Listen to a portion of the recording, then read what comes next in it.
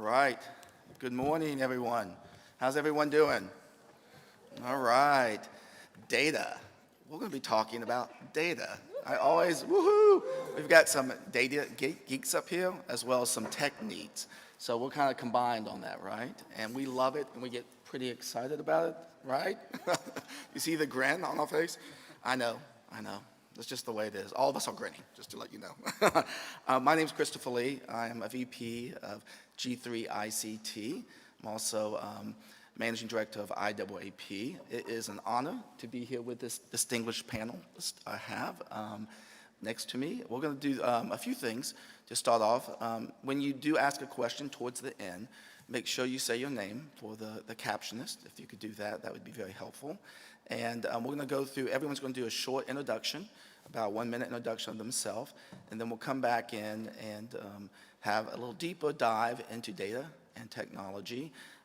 The actual title of this session is Using Data to Create Change. I think that's a powerful statement. And I've been collecting data in different ways throughout my career. And one of the things that, as a past academia, you love to do is collect data and you spit it out into a report, some sort of outcome statements, and so on. The problem with academia, and I know probably some other people share with this, is that usually when you get federal grants and you start looking at data, a lot of times that data the outcome doesn't go anywhere, right? It sits on a digital shelf collecting dust. And so that's one of the things I've seen with the challenge of data. And we're going to be hearing about challenges and about models of collecting data today. The other area that I think is important to keep in mind is including people with disabilities in all parts of data collection. Not only the collection of data, but up front when you're designing the questions and the models. And we hear this a lot at Zero Project, but it's something that can get lost when you design a research study.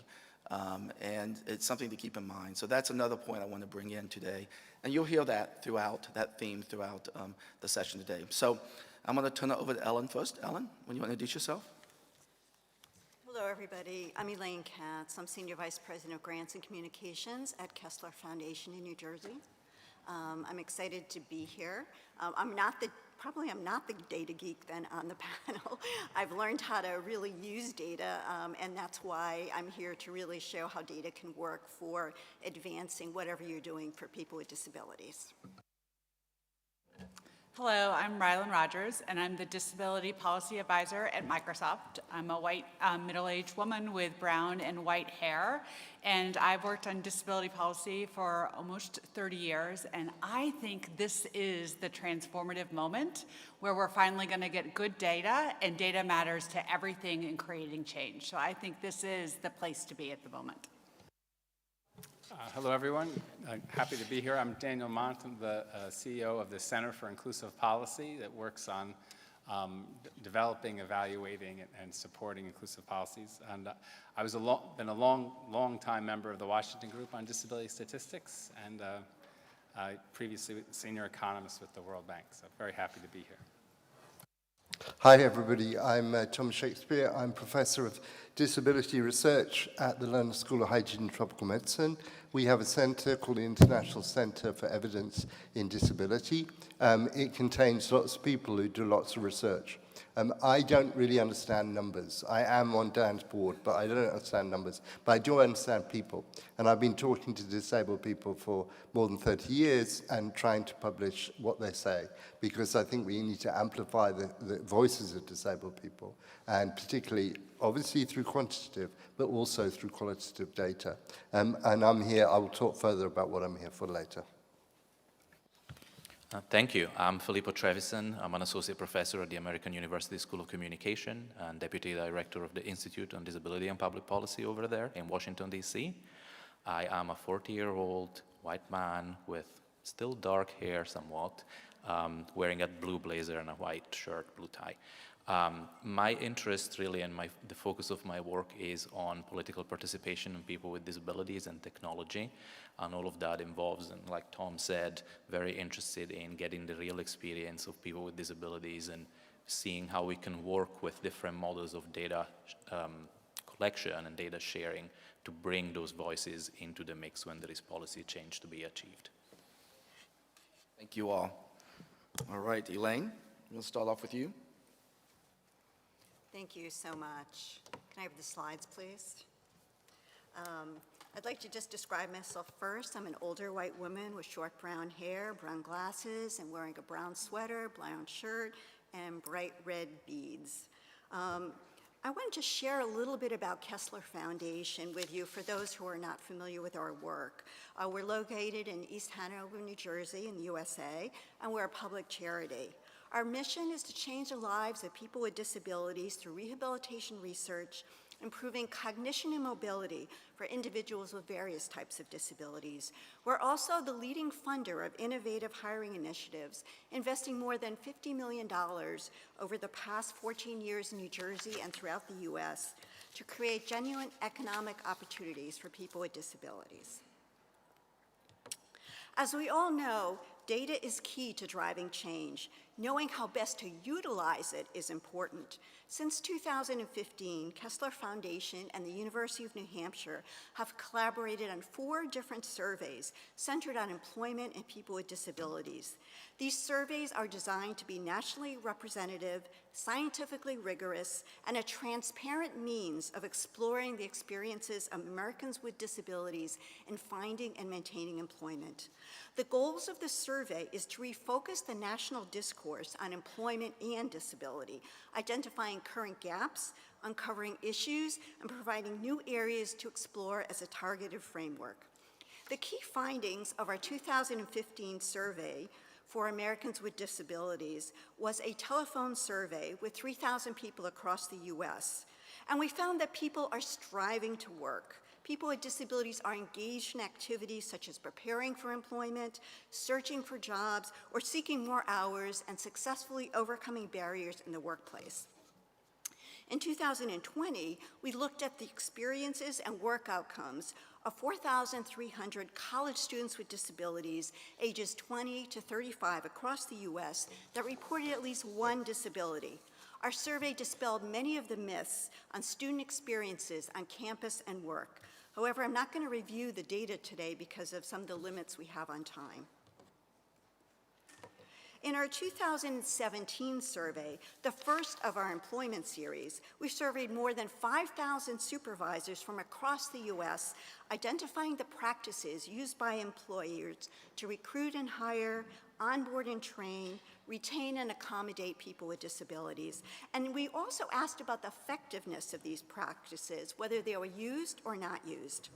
We also looked at the supervisors and upper management commitment to hire people with disabilities. This was the first national study to look at the effectiveness of these practices.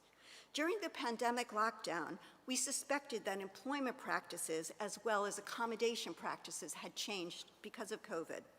So in May and June of last year, we conducted another supervisor survey to assess the impact of the pandemic on workplace experiences of people with disabilities.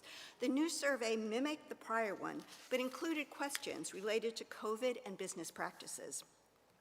This 5-year gap between the surveys allowed us to compare the responses, spanning the critical timeline of pre-pandemic, pandemic lockdown, and pandemic recovery, enabling researchers to capture those changes and the processes employers were using, as well as the changes in attitudes of upper management.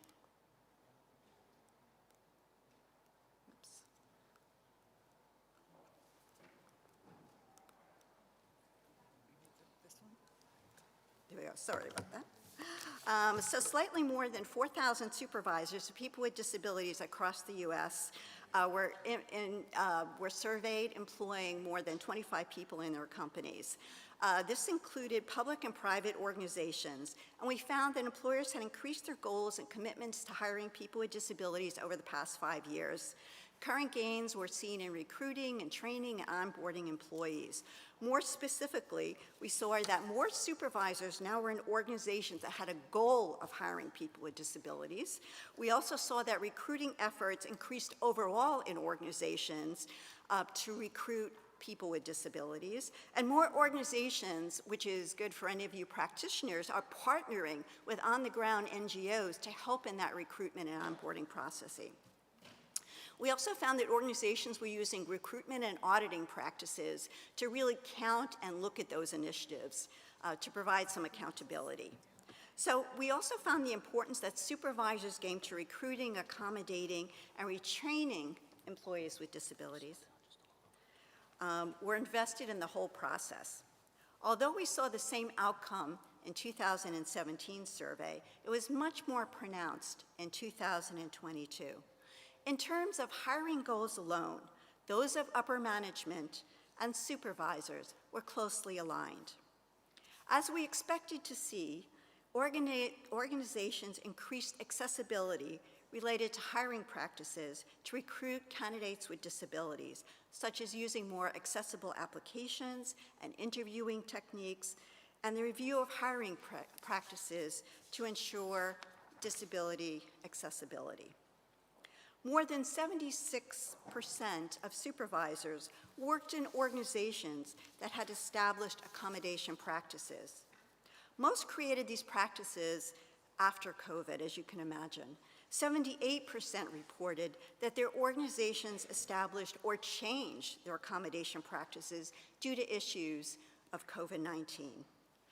We also found that there were increased diversity, equity, inclusion, and accommodation practices to educate employees about disability that were also present.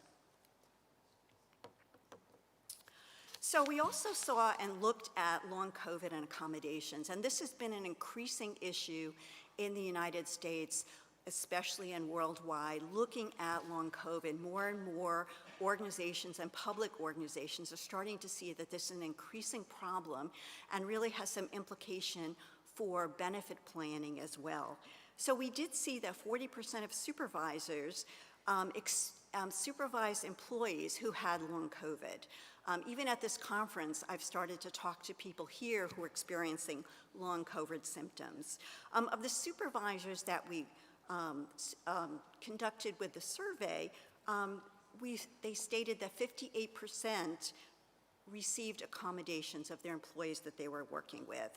11% reported not providing accommodations because they were not severe, and as you know about some of the symptoms of long COVID, it takes a long time to identify. Some doctors are not recognizing long COVID, so therefore employers may not be providing some accommodations because they may not recognize it as severe enough to affect productivity.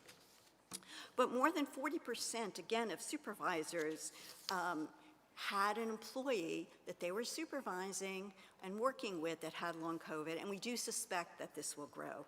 So when taken all together, these results really suggest that while many supervisors in organizations may support employing people with disabilities, when it comes to the details of realizing that goal, supervisors are perceiving less commitment and support than needed from upper management. And unless the senior management and upper management have a commitment to hire, initiatives to hire people with disabilities will not be across their organizations.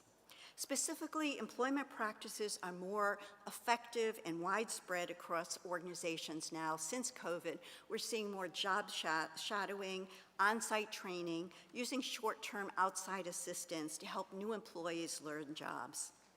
So lastly, the more effective and use of flexible work arrangements such as accommodation, whether it was working from home or job sharing or flexible hours, is really what we're seeing happening. And in fact, more supervisors are reporting that flexible hours and accommodation practices are in most of their organizations.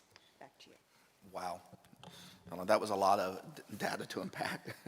Where can we find the results of this? I mean, so if you go to our website, kesslerfoundation.org, you can find the results of all our survey. Plus, I'll be here if anybody wants to talk about some of the results. There's so much there. I mean, just the college study around accommodations. In the States particularly, accommodations aren't tracked like they are on K-12. So it'd be fascinating to see what kind of information on that. And then just the recruitment for employees with disabilities and the AI recruitment applications that are causing a lot of issues right now. I'm wondering if there was anything addressed on that, because it was something that's really hitting the disability community pretty hard right now. We didn't look at those statistics primarily, but with college students, we did find that their experiences in college were the same as students without disabilities, and they did use the services that were available to them. So that was one of the myths that really that we were trying to dispel, and we saw from the results of the survey. Great, thank you. Rylin? So, will my slides magically appear? They will. They'll pop up. It's happening right now, right? So I'm thrilled to follow Elaine because all of these pieces fit together in terms of our shared priorities and how do we move forward. So at Microsoft, we think about things really holistically across our mission to empower every person on the planet. And when you hear every person on the planet, apparently we do not have slides, but that's okay. When we hear every person on the planet, obviously that includes many individuals with disabilities across the world. We're trying to track it down right now. Okay. Do you want me to just keep going or you want, okay? So I think it's really important to think about what data says and how we use data across all of these pieces. And I really wanted to dive today into three main areas. The one is top of mind. Perhaps if you use your favorite search engine, you're reading a lot of in the news around the world of AI and how it will unlock so many things in our daily lives. The reality is that the world of AI is a massive user of data, and it is what's fueling innovation going forward. And those of us that live with and are part of the disability community know that we have some long-standing barriers in terms of inclusion and representation in various data sets. So attention to that is an incredibly pressing need. At Microsoft, we had identified a shared problem pretty early on with our partners across the technology industry, and that is in the use of AI in captions, which are, by the way, super cool and incredibly helpful in translating language access and other pieces. But they were leaving out some patterns of speech. So many of us that live with disability experience different types of speech patterns. So some of our colleagues who have intellectual disabilities or physical disabilities that make their speech pronunciation and speech patterns non-typical, often their communication is not captured well by captions. This is actually true of human captioners, but you see it in a more distinct way in the AI captioning. So we have entered into a partnership across the tech industry to really build quality data sets that represent a variety of speech patterns so that we can get to a place where we can feed that data into AI and get to more equitable access.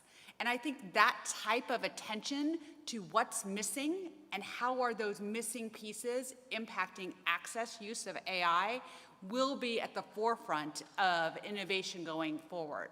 I share that because it's hopeful, it's empowering, but it's also a call to action for all of us. It helps us think about where do we see the barriers, where are data that we might be aware of in a silo, how can we bring it together? Because when we're looking at AI, they're mass data systems. So you need volume, you need big numbers. And many of us have tiny pockets, so this is the moment for sharing, because sharing is caring, and it will get us to a greater sense of innovation. So I think that's a critical piece to be thinking about when we're seeing these innovations roll out. We're seeing them maybe not quite work for all of the points of disability that we're experiencing, and we're thinking about what are the solutions. And it really is going to come back to how do we build those data sets and how do we inform them globally. So that's one place where data really matters. The other, we are in a room that was previously having a great conversation about innovation happening in Africa, and really great topics. But one piece that came up over and over again, and I've heard yesterday and today, is the reality that we don't have good data at the nation level and internationally about what is the disability population. Many of us talk about 1 in 4, 1 in 5, and we share those numbers, but we don't have accuracy and we don't have the same measures across countries. So I've been really excited to see the work that's happening at the World Bank.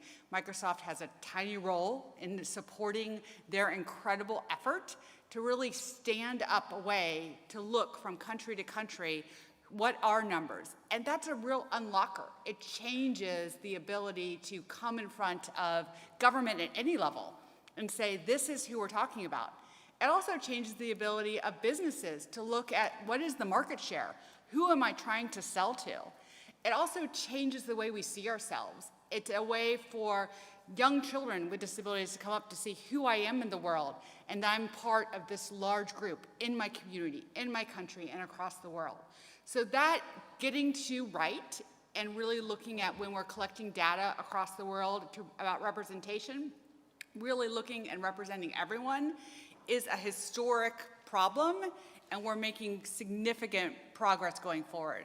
In the United States, the federal government is reframing how they collect data, and it's on all fronts. It's really understanding that in the past, historically, we've done a pretty good job of capturing the experience of white males, but now it's time to capture the experience of all of us and to see that translated around the country will be transformative. So in 3 years, 5 years, 10 years, when we come to Zero Conference, we'll be able to say with greater conviction, what do we mean when we're talking about the disability community? What do we mean when we're talking about that percent of the market? What do we mean when we talk about who we are together? So I think that's an incredible unlocker, and I'm excited to see that move forward in a global scale. The third piece is a little bit more business-centric. Many of us in the business world talk to our shareholders about our value, our ESG, and there's a new conversation about how do we include disability in that space. There's been some hesitation for companies to be transparent about how many people with disabilities do you employ. And it's time to make the shift away from that. At Microsoft, we've been transparent and reporting those numbers in our annual diversity and equity and inclusion reports. It's been helpful, you can see the growth, but it's also empowering because it's that talent, the disabled talent at Microsoft, that's driving the innovation, that's driving the tools, that's driving the products that are meeting the needs of everyone. And so knowing that we can report on that, that we can claim that, we can open the doors wide is important. And being transparent about it so that you know as a job seeker, where is a company with high representation, but also you know as someone who wants to invest your money, who do you invest in? And really changing the conversation about value and that it's part of corporate values. Similar pieces can be said about reporting transparently around training, around the role of ESG, and around the products and measurements you're served. So really thinking about how do we use internal data for public reporting to change the global economic conversation about the value of disability. It is the change that will make a significant difference going forward in terms of our economies. So really data is across multiple places, and because I love policy, like it's my hobby, it's my life, it's who I am as a person, it would be remiss to say that all of this is incredibly important, but having these pieces, talking about how data is driving innovation through AI, looking at what data is saying about who we are as people and how data is moving our economy is going to be the fuel that progresses policymakers to make the policies that serve all of our lives. So it's our role as individuals, as NGOs, and as corporations of bringing that data to the policy conversation, lifting up the real disability story, and moving forward to make great public policy across the globe. I'll turn back my time. Okay, Rylin, that was impressive. There's a lot going on There there. were also excellent slides. I I'm know just there was gonna say. excellent slide. And we were just testing you to see how well you did. You know, you did excellent. Thank you. Just curious, the World Bank. What's the future of that project, the hub there? So I'm scanning the room because I thought Charlotte was in the room. I can talk about that. So it really, the World Bank has put together a disability data initiative to try to bring together information on what countries have data on disability and how they collect that data on disability. But actually, there's been great strides made in the last 10 or 15 years and we actually do have much more comparable data on disability prevalence measured in a consistent way in many, many countries. Well over 100 countries have used the Washington Group questions on disability, the short set in their censuses and household surveys. Over 70 countries have just used the Washington Group UNICEF Child Functioning Module to try, so for the first time now for around the world, we have a comparable way of identifying children with disabilities in household surveys to make international comparisons.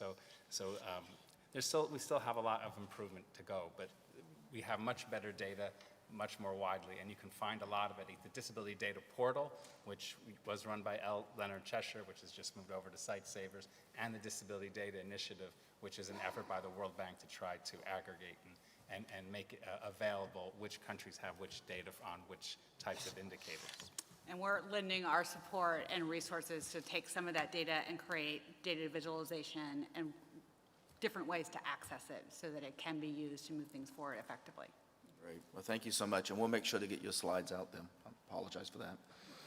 All right, Daniel, we're going to see if we have some slides for you. I was going to say, do I get my slides? Yeah, we're going to test you based on Rylin. She was pretty good. I'll wait just a minute and see if they're coming, and if not, I'll start. There you go. Okay. So when most people talk about disability data, they talk about household surveys and censuses, disaggregating this SDGs and things like that. And that's vitally important. We were just talking about the Disability Data Initiative. But another source of data which I think deserves more attention is administrative data. Countries around the world are collecting reams and reams of administrative data in a sustainable way, and we want to make sure that those systems also address the issue of disability and inclusion. So the example I'm going to give you today talks about education management information systems. Almost every country has one. Now, if we want to talk about the experience of children with disabilities in school, we need data on three types of things. First, the data on the children themselves. We also want data on the children out of school. The accessibility and inclusivity of schools, what's the environment like, and what are the barriers to receiving an education. The household surveys tend to give us the first one, they don't give us the second two. So if we want to look at children in school, what are the sources of data? Well, there's education management information systems. That's the administrative data that's collected by the ministries of education. There's the censuses, there's the surveys, there's financial data. There's a whole range of data. And we want that data to be harmonized as much as possible. We want the ways to identify children with disabilities to be the same in various parts of the system. So an overview of the Fiji EMIS, which is one of my favorite examples of good administrative systems. They collect data on the students, so the children's functional difficulties, their support needs, what support they're currently getting, what are their learning outcomes, and it's a granular system. They collect data on every child. There's some EMISs around the world, especially in lower income countries, that collect data at the classroom level or the school level, but the FEMIS, Fiji Education Management Information System, FEMIS, collects data on each individual child. But they go beyond and there's some other countries that do that too, but where they really excel is they go beyond that to look at school assessment. What is the data on human resources, materials, and the physical structure in the school? So the student learning profile is filled out by teachers, but the parents are brought in. And when the teacher senses there's some difficulties the child are having, the parent is brought in, and together in a cooperative way, they fill out that student learning profile, which I'll explain a little bit more in a minute. And it's filled out for any child who's having any kind of problem in the classroom. So it's not aimed at children with disabilities, it's aimed at what children are having difficulties in the classroom that the school feels they need to address to help that child succeed. So the first part of the student learning profile, they ask what assistance is the child already getting? Do they use glasses? Do they use a wheelchair? Do they have orthotic devices? Do they use a computer program, a screen reader, okay, to get a sense of what supports exist for that child? Then they look and see, well, what are the difficulties the child's having in various functional domains? And here they use as a basis the UNICEF Washington Group Child Functioning Module I was just talking about. And this is important for two reasons. First, it's a good module, but second, it's the same module they use in the household surveys. So they're identifying children with disabilities the same way in the administrative data and in the household survey data, so they can use the two systems together. They can work together. And they ask, does the child have difficulty seeing things close up or far away, no difficulty, a little difficulty, a lot of difficulty, or cannot do it all. And they ask about hearing, gross and fine motor, speaking, communication, and they really get a good profile of where does that child having difficulties. Then they ask, well, compared with children of the same age, how much personal assistance does that child need? Does the child have difficulties moving around the classroom? Is it with communication? Is it with self-care, like eating or going or toileting? And they say, oh, the child's capable of doing this. The child can do it if a friend is helping them. A child needs personal assistance. So you're really getting a really good profile of what that child needs. Then they record what adaptations they're already making, okay? So the child sits close to the board or the teacher. Is there a need for this or no? The child needs a teacher's aid. The child needs sign language. And they record, yes, we do this for the child. No, there's no need. The child doesn't need sign language interpretation. Or it's not done, but we think there's a need. So, so in the planning for the child, in the planning for the school, we can see what the child needs. And then they have the school accessibility and inclusion assessment, where they go through and they look at the physical infrastructure, right? Are there ramps? Is the toilet accessible? They look at the human resources. Is there a Braille specialist? Is there a speech therapist? Is there a speech therapist in the school? Is there a speech therapist that supports the school from a distance? If so, how often does that speech therapist go to the school? Once a week, once a month, once a semester? To, again, get a sense of what are the resources, what's the environment going on in the school.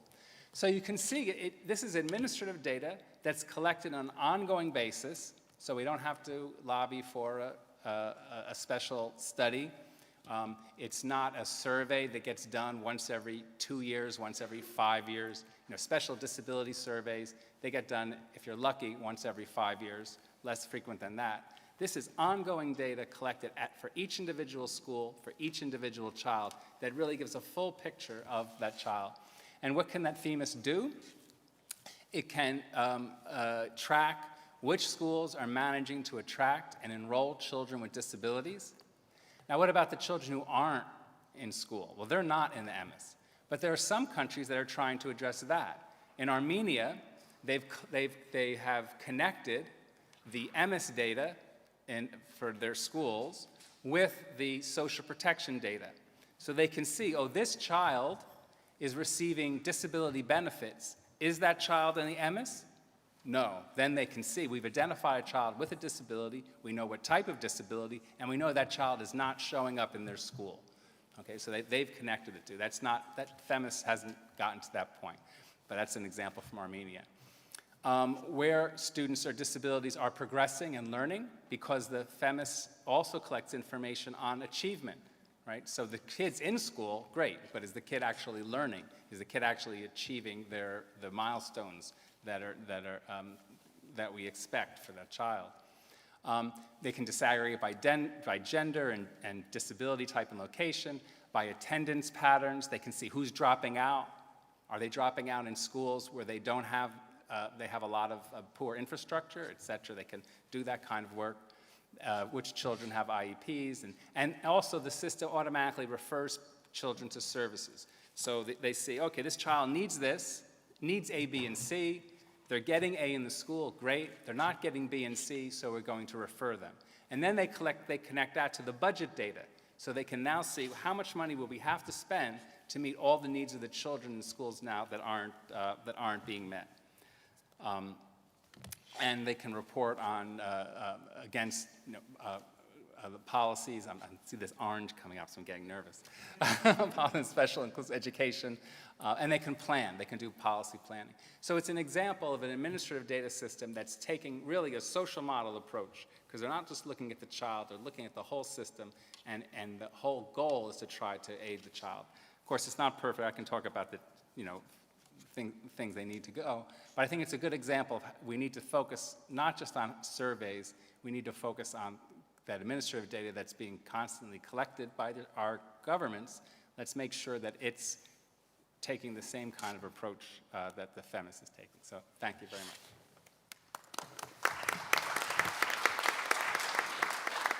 So Daniel, there's a lot of data that's being collected, and I was really interested in a couple of the points, specifically around cognitive disabilities and extra time. I saw some of that listed there. I'm sure that all the options weren't there, but I was wondering if tutoring's being looked at, because the cost of tutoring is very expensive and so on.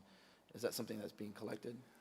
Well, I don't think they're collecting on needs of tutoring outside of the school, but they are. But if we had time to go through all of those menus, you would see that they ask about whether that they need a teacher aide, whether they need sort of special assistance in the classroom, and then whether they have it. Right. Because even if they've identified the child needs some extra tutoring, they may not have the resources, but at least they have the record that we have these children in this school who are receiving that extra attention that they need, and the children in these other schools that aren't, and then we can see the effect on their learning, on their dropout rates, to see what the impact of providing that support, where they were able to provide it. I love the fact that it links to the budget.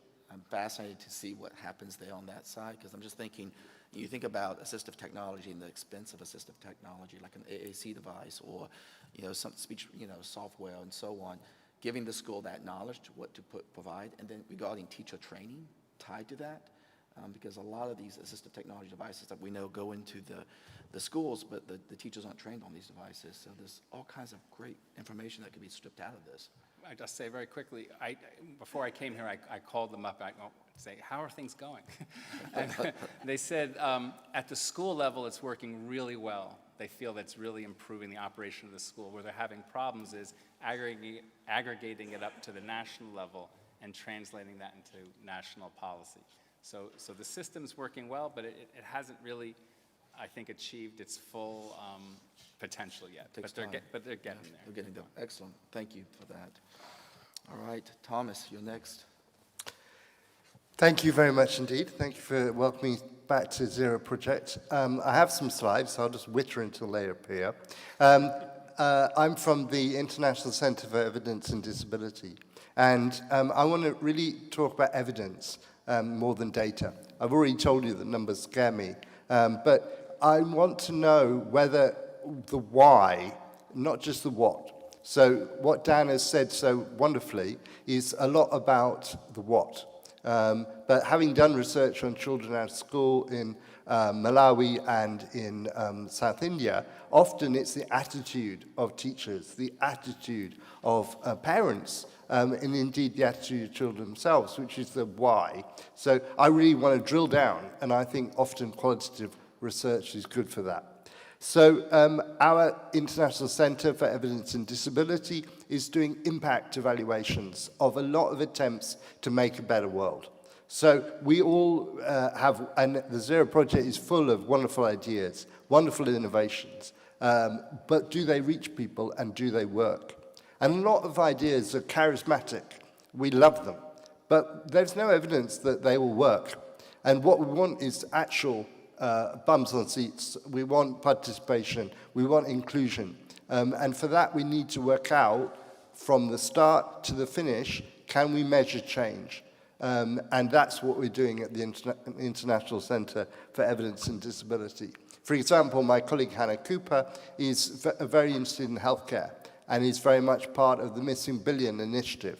We know that there are more than 1 billion disabled people in the world. That's what the World Report on Disability in 2011 said. And I think that's a large percentage. And a lot of them don't receive good healthcare.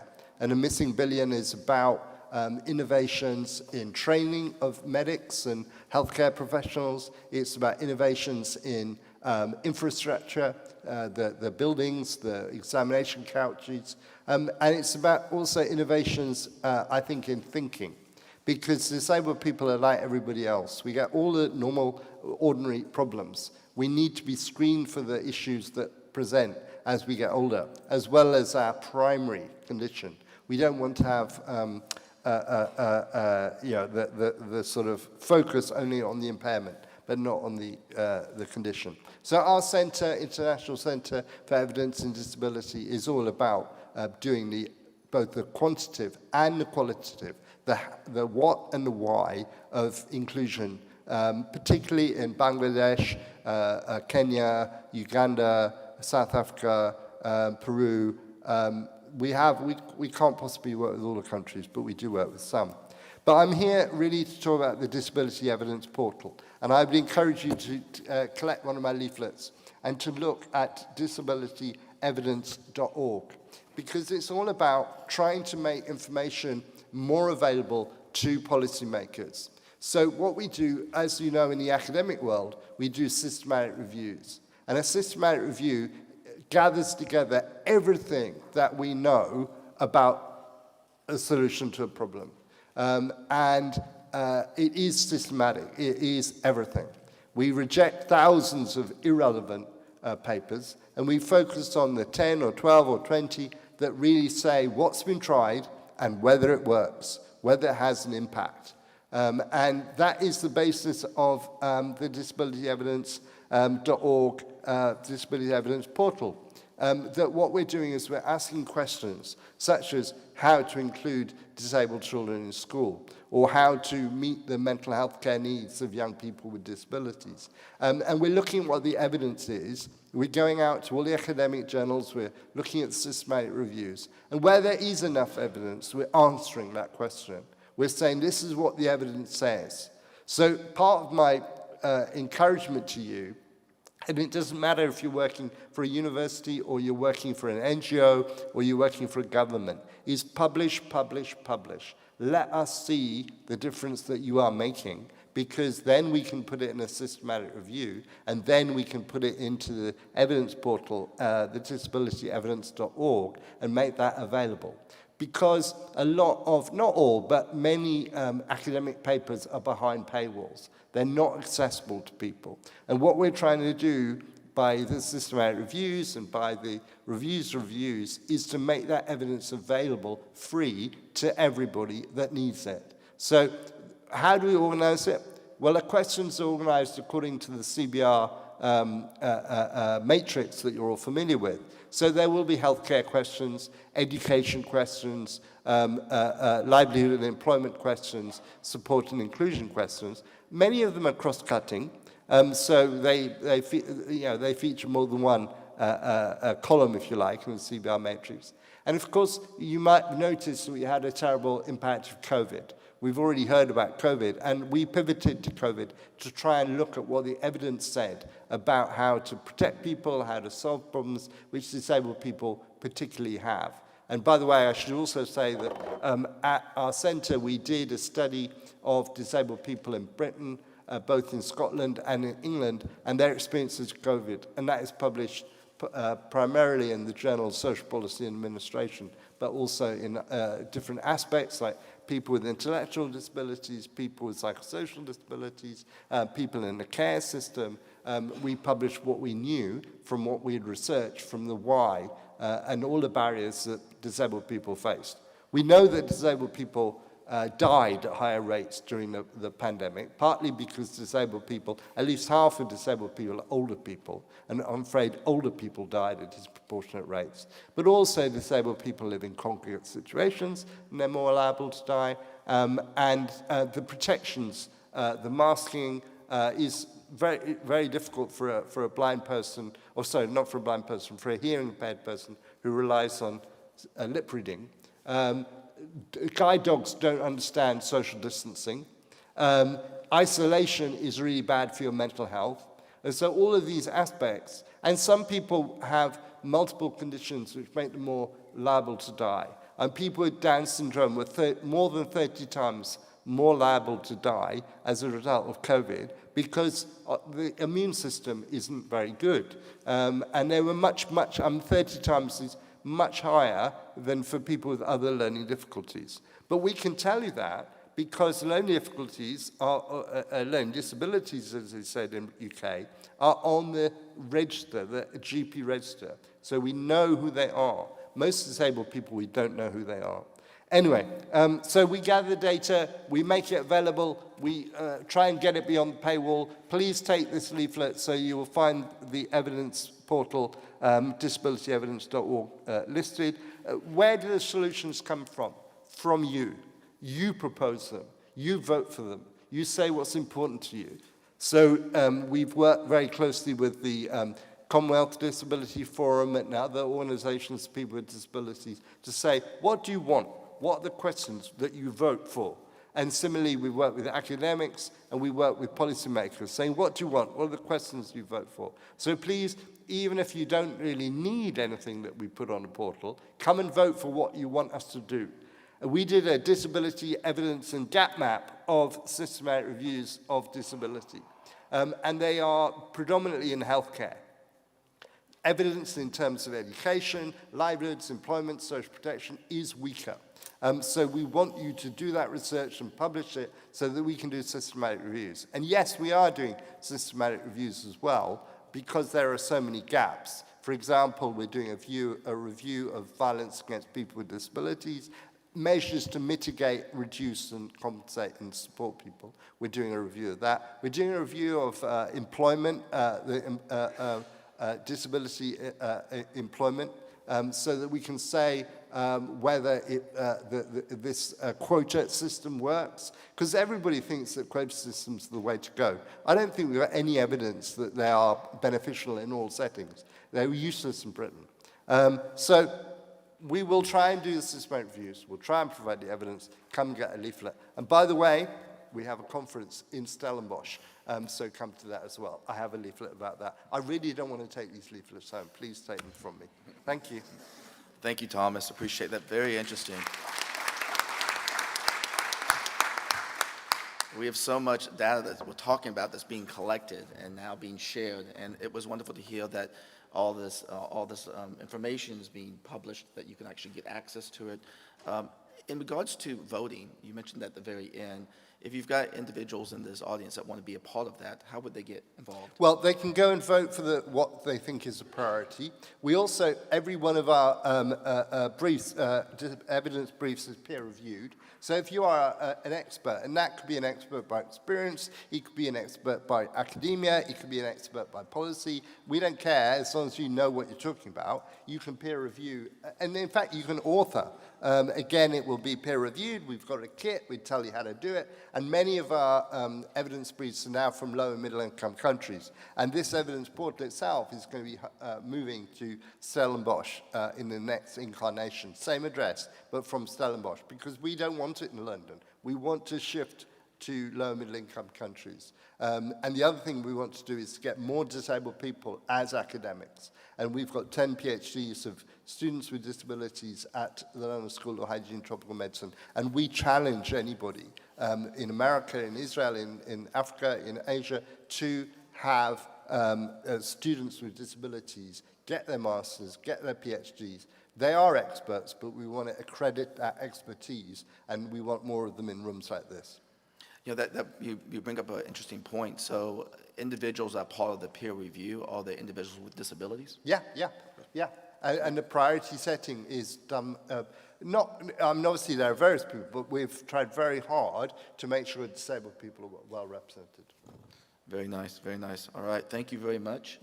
Filippo? Okay. I have some slides as well, I'm not sure. Oh, we got slides. That's We're going every other, I think. Then we'll come back. 50% odds. It's not too bad, I guess.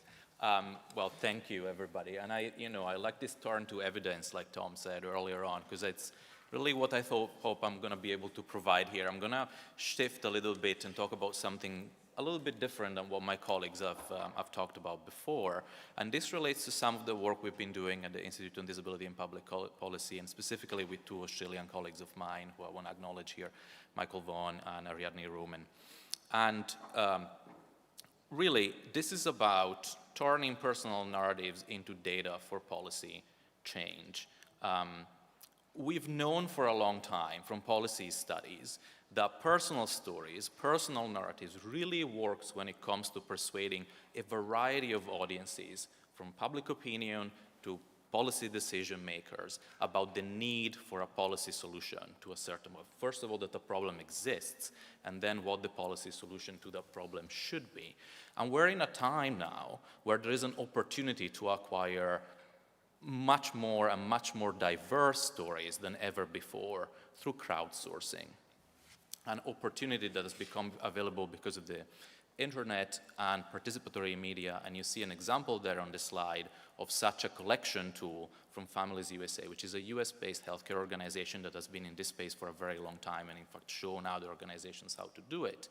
And it's you know, their portal that says share your story with colorful speech bubbles around it. So the objective here is to address chronic barriers to mobilization in the disability community and gather new types of evidence. But of course there is a challenge. People with disabilities are eager to share their experience, which has led to some of these archives to, you know, be bombarded with submissions, thousands, tens of thousands, some of them hundreds of thousands of entries. How do we make sense of that story mass and, you know, turn it into what we can use as effective policy evidence? And one way of doing that, one potential solution, is through what we call the datafication of stories. So taking a story and turning it into data, and treating it as data. How do we do that? Well, there is what I like to call a technological journeys that organizations go through in deciding how to do this. And the most simple form is just to use a spreadsheet to enter all of the information about a story, okay? That really doesn't get you a lot of benefit, though, if you don't have a good system to then sieve through that spreadsheet to figure out which are the really useful, important stories. So organizations that are really invested in this have created what they call story banks. What is a story bank? It's a system that uses a fairly refined database mechanism, generally built on constituent relationship management, CRM software, the likes of Salesforce or others that some of you may be available with, which weren't originally built for this purpose, but you can build applications that attach to them and help you figure out how to use this content.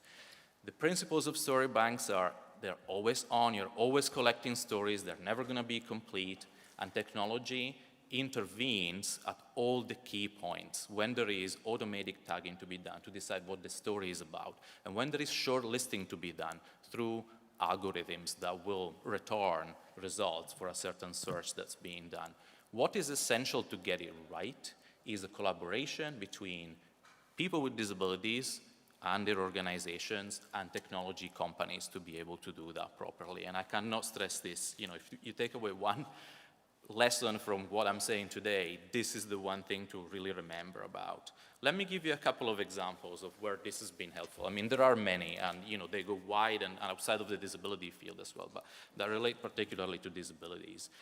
Through story banking system, we can use reporting, analysis, functions, and procedures like A/B testing and so on to facilitate matching of culturally resonant and strategic, politically strategic stories to a certain issue and a certain audience.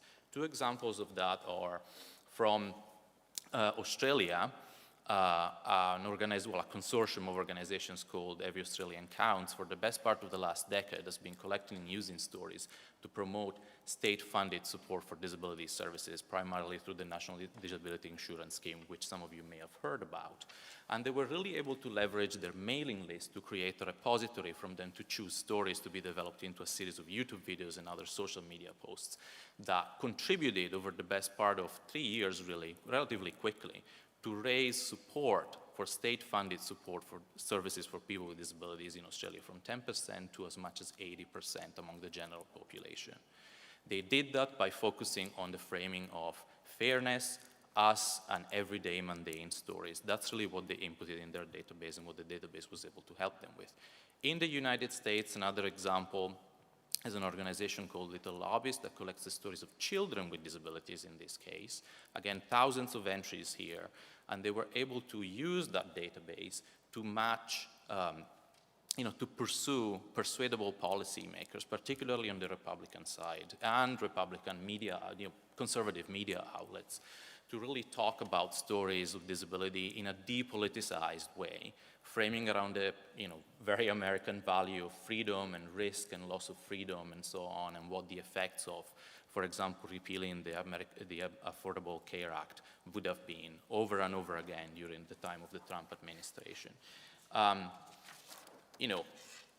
There is great potential here, but there are great risks as well. And something to be mindful of and really something to be aware of is that, and something we noticed in our research with organizations, the most basic technology choices one makes have a huge impact on the ability of these systems and their evidence to be fully inclusive and to include a variety of perspectives from the disability community. So there are three tensions that I want to highlight here today that anybody who's willing to engage in this type of work should be aware of and really be mindful of. One of them is a tension between privacy and representation or diversity.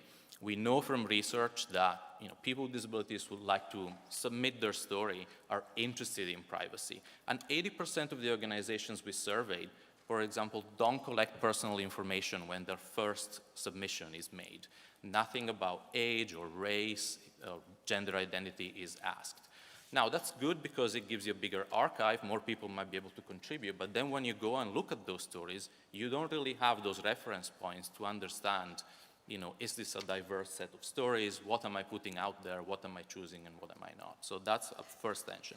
Second tension between narrative freedom and the quality of data sets. Again, something else that we've noticed in our research with storytellers is that people with disabilities in particular enjoy an opportunity to be free in the way in which they tell their story. No word limits, no big instructions on what should be in the narrative and what shouldn't be.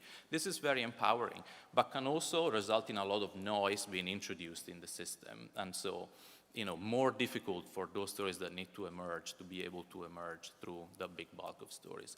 And finally, and this is very important, we know stories are more effective in being persuasive to the variety of audiences when there is visual evidence attached to them. And that is why over half of organizations we surveyed, again, over 100 organizations that we looked at their submission systems and so on, encourage the submission of visual content. Now, this automatically generates a hierarchy because of how algorithms work within these systems. Algorithms being told that the story with a visual component is more valuable will always go back to those stories with visual components. We know for a fact that the most marginalized of disabled people, those who are associated with multiple marginalized identities because of race, gender, and other factors, are less likely to submit visual evidence with their initial submission at least. There is a threshold of trust that needs to be overcome to be able to then contribute that type of evidence, whether it's video or photos and so on. And so that's something else to be really mindful about, not just when a story is required. In fact, very few organizations require a photo or a video with these systems, but many of them encourage one, and automatically that creates a disparity between the stories that we're seeing. That's great, I'm right on time, hopefully. I see the red on there. What's the future holding? More video submissions. There are a number of startups and bigger organizations that are really focusing on developing off-the-shelf products for this, and it's really exciting. And they're looking into ways of capturing and making stories into data, now using transcripts, but moving forward using AI to interpret visual evidence and create a database straight out of a video that's been submitted.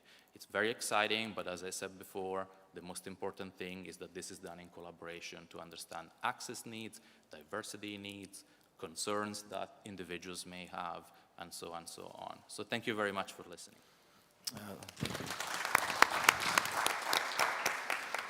Filippo, there's so much there to unpack, actually, especially the political comments that were made. I'm wondering, this might be a little bit off kilter, but in regards to accessible ICT and purchasing accessible IT and making people aware that when they're purchasing something that it's not accessible, has procurement been a part of this in any way?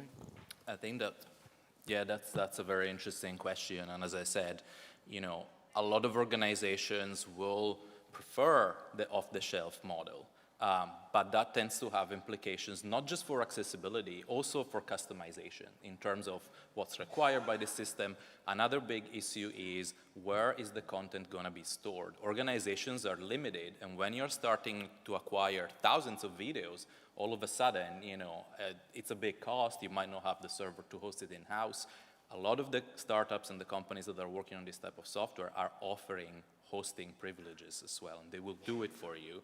But that raises a question as to who owns the content and who can do what with the content and so on. And so there isn't a straightforward solution to that, and the organizations that have been most successful at making this more accessible and more inclusive have really been working in partnership with technology companies. I mean, this tends to be larger organizations, and sometimes outside of the disability field, and Center for American Progress has been doing some of this with Salesforce, but they, that can be a model that can be then developed pro bono and applied to other organizations, and this is really what's working.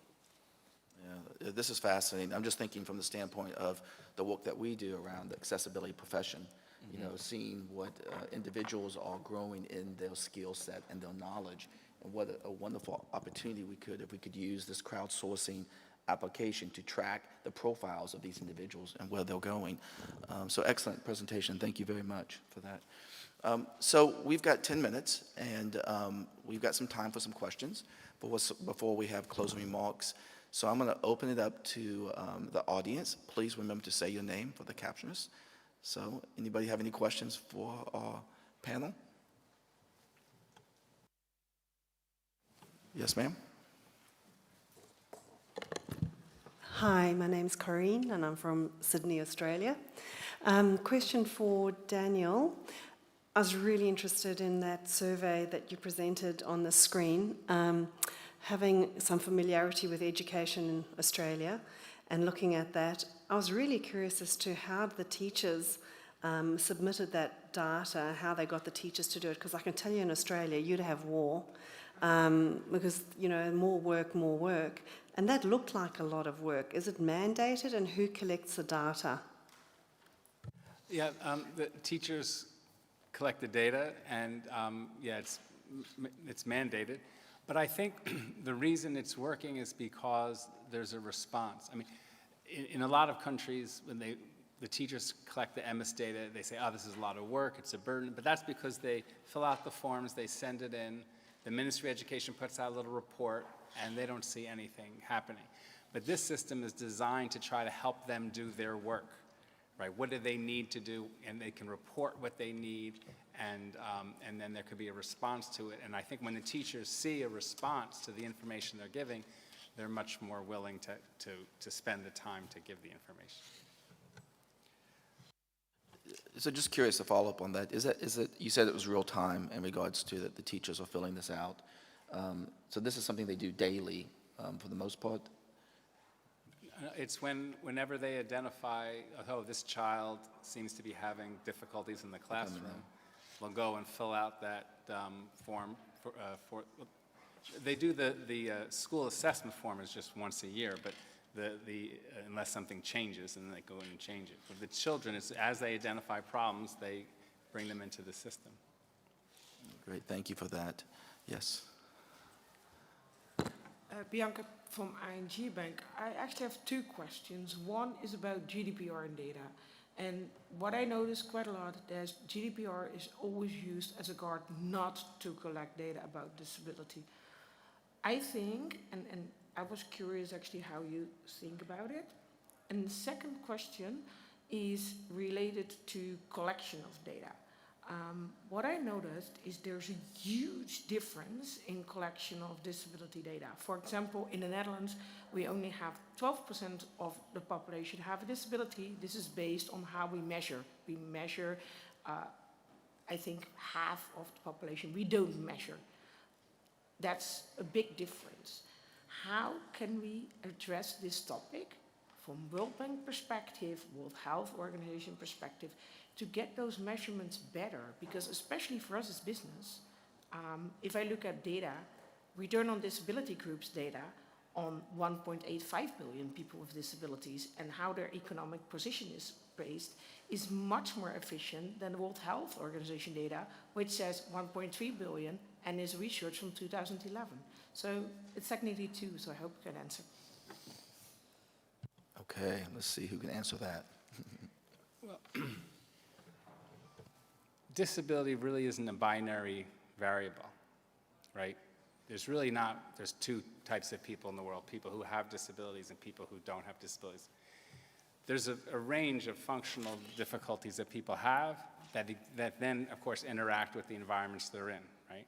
So within a particular country, you can have different data sets reporting different prevalence rates. And they're reporting different prevalence rates because they're using different measures or they're using different cutoffs. You know, at what level of difficulty that someone has do we want to say that, okay, now we're going to put them in the person with a disability pot. And different data sets have different amounts of resources. On a census, they're going to fight you for every little question you can probably get on there, and because it's expensive. On a special disability survey, whole lot of questions. On an administrative form when you're applying for benefits, different set of questions. So it's never going to be the same across them. So what we're trying to argue for is what we call data harmonization, saying that there's a core set of questions, a core set of approach of measuring, identifying people with disability in data sets that's used in every source.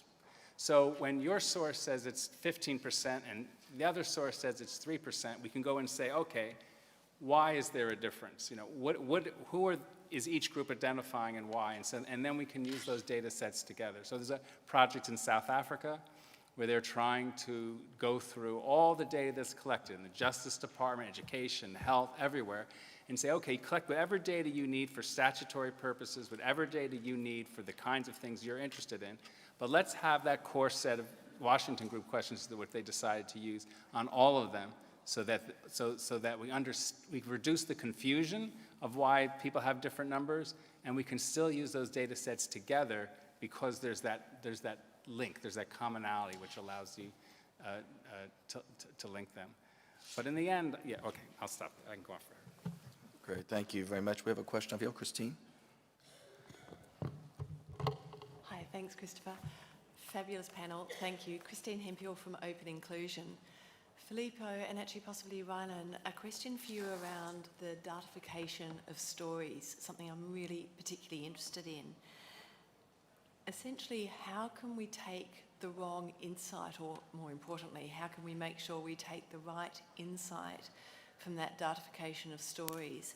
And the bits that I'm most interested in is any distortion in story capture, any distortion in the categorization and the algorithms that then datify that story, or any distortion in the understanding taken once that has been, the story has been datified based on either bias or error. There's so much in the system when we're not putting a person on the other side. There's personal error obviously in people, but we're used to thinking about that as researchers. How do we think about that when we're using technology and tools that can distort deliberately or accidentally? I think, thanks, that's a great question. And, you know, when we think about stories of disabled people and media representations, for example, distortion is always what our mind goes to, right? So I would say two things. One, there is, you know, incredible potential here for reappropriation of the mechanism and the opportunity really for the individual to be at the center of that process.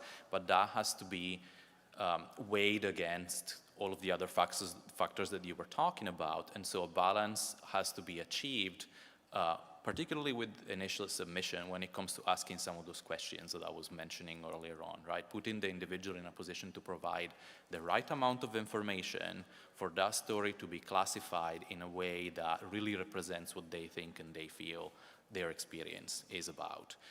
And there are different ways of doing that depending on what organization we're talking about here as well and what exactly it focuses on. But that really is key in making those decisions and using participatory methods to be able to do that and really knowing your constituency and figuring out what should and should not go in that initial contact form. Yeah, I'll add that it's a bit about that co-design process that we're starting to see as best practice in terms of data collection and story collection, and then how do you use it for a data narrative. I'll use the example of the little lobbyist from the United States, since I was deeply involved in that good time. But in those stories, you were getting a sort of wide swath of a family's interaction with social services and healthcare in the United States. So there certainly were narratives around the issues at hand related to Medicaid and the ACA, but there were also very important narratives around special education. So then when you look at those stories as data points on various policy issues, you could collect all of them, but you could miss the frame of what the points are depending on how you're scoring that data and utilizing it.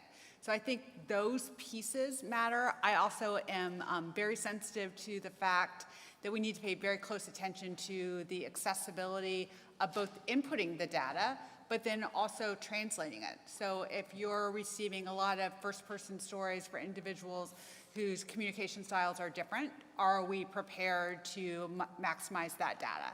Are we offering easy read opportunities? And then are we translating input from individuals with learning and intellectual disabilities in a written or verbal format that collects their data? So it's really this point where we do careful, transparent co-creation and some awareness of the risk of stories being used and the data sort of moving from one political moment to the other. Great, thank you so much. We are at our time. I know there's one more question we have. I'm going to ask if that person at the end would come up and if the panelists would just stay for just a moment. That would be great. I just want to take the time to thank our panelists, thank Zero Project for a wonderful conference, thanks the interpreters and the captionists, and thank y'all. It's been great.